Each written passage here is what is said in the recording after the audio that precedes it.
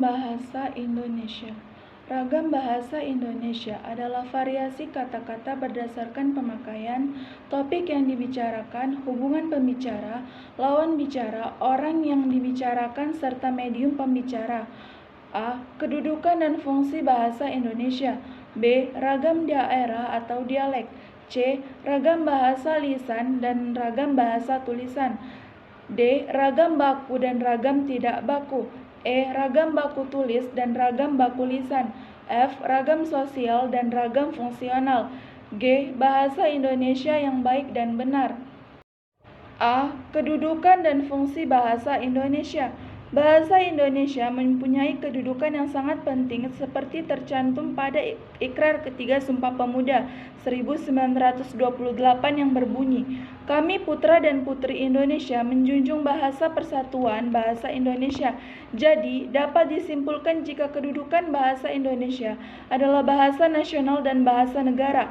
Bahasa Indonesia menjadi jantung dari bangsa Indonesia yang sudah menjadi keharusan sebagai generasi penerus untuk menjaga dan mengembangkannya. Sedangkan fungsi bahasa Indonesia adalah 1. Sebagai bahasa nasional. Bahasa Indonesia memiliki fungsi utama yakni sebagai bahasa nasional. 2. Sebagai alat komunikasi. Selaku makhluk sosial yang memerlukan orang lain sebagai mitra berkomunikasi, manusia memakai dua cara berkomunikasi, yaitu verbal dan nonverbal. 3. Sebagai alat berintegrasi dan beradaptasi sosial. Pada saat beradaptasi di lingkungan sosial, seseorang akan memilih bahasa yang digunakan tergantung situasi dan kondisi yang dihadapi. 4. Sebagai alat kontrol sosial.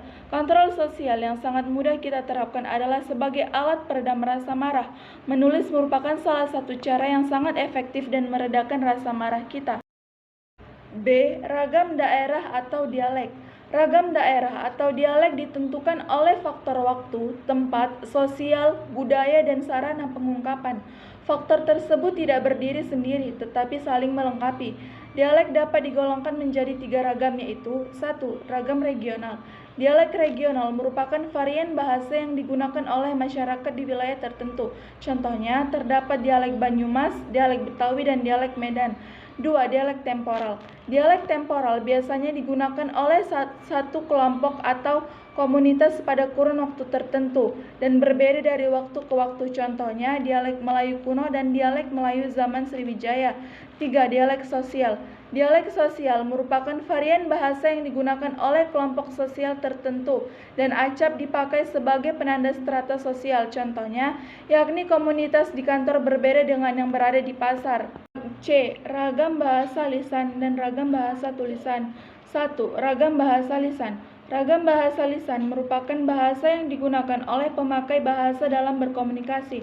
Ciri-ciri ragam bahasa lisan. 1. Memerlukan kehadiran orang lain. 2. Unsur gramatikal tidak dinyatakan secara lengkap. 3. Terikat ruang dan waktu. 4. Dipengaruhi oleh tinggi rendahnya suara. 2. Ragam tulis. Ragam tulis menggunakan huruf sebagai unsur dasarnya. Hal ini berkaitan dengan ejaan, tata bahasa, dan kosakata. Ciri-ciri ragam tulis. 1. Memerlukan orang kedua tetapi secara tidak langsung. 2. Bersifat objektif. 3. Tidak tergantung kondisi, situasi, dan ruang waktu. 4. Berlangsung lambat. D. Ragam baku dan ragam tidak baku. Ciri-ciri ragam baku dan tidak baku. 1. Tidak dipengaruhi oleh dialek atau bahasa daerah. 2. Tidak dipengaruhi oleh bahasa asing. 3. Bukan ragam bahasa percakapan.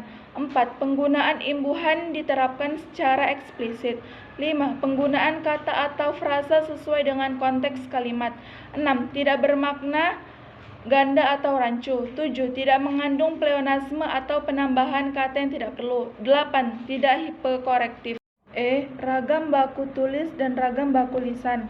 Ragam baku tulis adalah ragam yang dipakai dengan resmi dalam buku-buku pelarang atau buku-buku ilmiah lainnya. Demikian pula, pengadaan pedoman umum, membentukan istilah, dan pengadaan kamus besar bahasa Indonesia merupakan pula usaha ke arah itu. Bagaimana dengan ragam baku lisan? Ukuran dan nilai ragam baku lisan ini bergantung pada besar atau kecilnya ragam daerah yang terdengar. Seseorang dapat dikatakan berbahasa lisan yang baku kalau dalam pembicaraannya tidak terlalu menonjol pengaruh logat atau dialek daerahnya.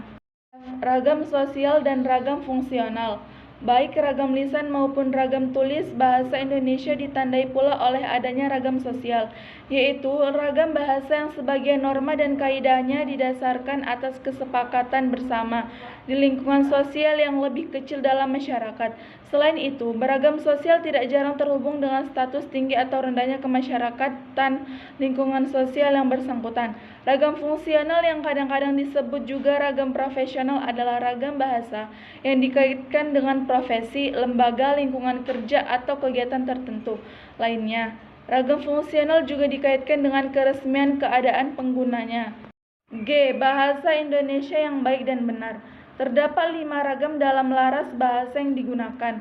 Semua ragam dapat digunakan dalam kondisi tertentu. 1. Ragam resmi atau formal, yaitu bahasa yang dipakai dalam komunikasi resmi seperti rapat resmi, pidato, dan jurnal ilmiah. 2. Ragam beku, yaitu bahasa yang digunakan pada acara hikmat dan sedikit memungkinkan keleluasan seperti upacara pernikahan, keputusan pengadilan, dan kegiatan rohani. 3. Ragam konsultatif, yaitu bahasa yang digunakan dalam pertukaran informasi atau kegiatan transaksi dalam suatu percakapan yang membahas tentang suatu hal yang diketahui oleh masing-masing pembicara, seperti percakapan di sekolah atau di pasar. 4. Ragam akrab, yaitu bahasa yang digunakan di antara orang yang memiliki hubungan sangat akrab dan intim. 5. Ragam santai atau kasual, yaitu bahasa yang digunakan untuk acara yang bersifat tidak resmi dan dapat dipakai untuk orang yang cukup akrab, misalnya teman atau orang yang belum dikenal dengan akrab atau baru dikenal. Kesimpulan, ragam bahasa adalah variasi bahasa menurut pemakaian yang berbeda-beda, menurut topik yang dibicarakan, menurut hubungan pembicara, kawan bicara, orang yang dibicarakan, serta menurut medium pembicara.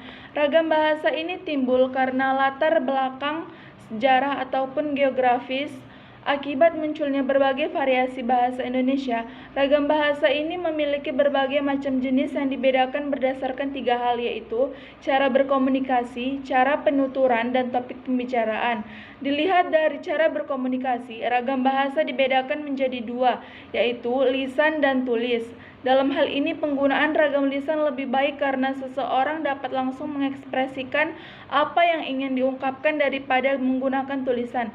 Dilihat dari cara penuturan, ragam bahasa dibedakan menjadi ragam dialek, resmi, dan tidak resmi. Dilihat dari topik pembicaraan, ragam bahasa dibedakan menjadi ragam sosial dan ragam fungsional. Ada 5 pertanyaan yang harus dijawab. 1. Apa yang dimaksud dengan ragam bahasa? 2. Bagaimana kedudukan dan fungsi bahasa Indonesia? 3. Apa saja ragam bahasa yang ada di Indonesia? 4. Sebutkan ciri-ciri ragam bahasa lisan. 5. Apa yang dimaksud ragam fungsional?